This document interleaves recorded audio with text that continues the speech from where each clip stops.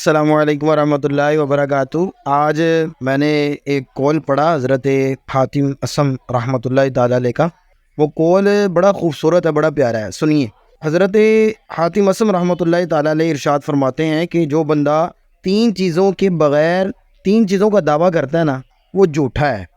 پہلا دعویٰ، جو جنت کی محبت کا دعویٰ کرے لیکن اللہ کی راہ میں مال کو خرچ نہ کرے، ایسا بندہ جھوٹا ہے۔ دوسرا دعویٰ، جو اللہ تعالیٰ کی محبت کا دعویٰ تو کرے لیکن اللہ تعالیٰ کی حرام کردہ چیزوں کو ترک نہ کرے، ایسا بندہ بھی جھوٹا ہے۔ تیسرا، جو نبی پاک صلی اللہ تعالیٰ علیہ وسلم کی محبت کا دعویٰ کرے لیکن فقراء سے محبت نہ کرے، ایسا بندہ بھی جھوٹا ہے۔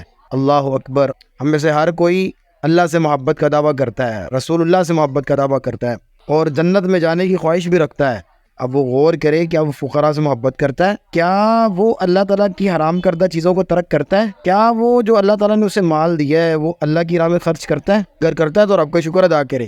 اگر ایسا معاملہ نہیں ہے تو اللہ ہم سب کو توفیق عطا فرمائے، ہم اللہ کی حرام کردہ چیزوں کو ترک کر دیں، اپنے مال جو اللہ نے ہمیں عطا کیا ہے اس کو اللہ کی راہ میں خرچ کرنے والے بن جائیں اور فقراء سے محبت کرنے والے بن جائیں۔ اللہ پاک ہم سب کو عمل کی سعادت عطا فرمائے، آمین۔